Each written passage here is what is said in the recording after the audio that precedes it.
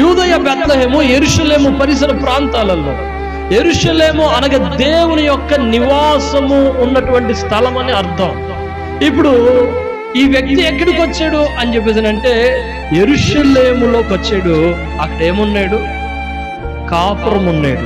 మనం ఎక్కడ కాపురం ఉన్నాం చెప్పండి? ఎక్కడ కాపురం ఉన్నాం? అమ్మ జాగ్రత్తగా చెప్పండి, ఎక్కడ కాపురం ఉన్నాం? గోవర్ధనగిరిలో మనకంటూ ఒక ఇల్లు ఉంది. ఆ ఇంట్లో మనం కాపురం ఉంటాం. కాపురం అనగా నివాసం చేసేది, బ్రతికేది కదా. కాకులు ఎక్కడ కాపురం ఉంటాయి? పక్షులన్నీ కూడా చెట్ల మీద కాపురం ఉంటాయి. జంతువులన్నీ ఎక్కడ కాపురం ఉంటాయి?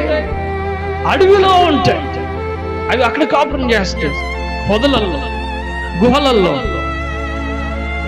పక్షులేమో చెట్ల మీద ఉన్నాయి, జంతువులేమో గుహలల్లో ఉన్నాయి. మరి మనుషులేమో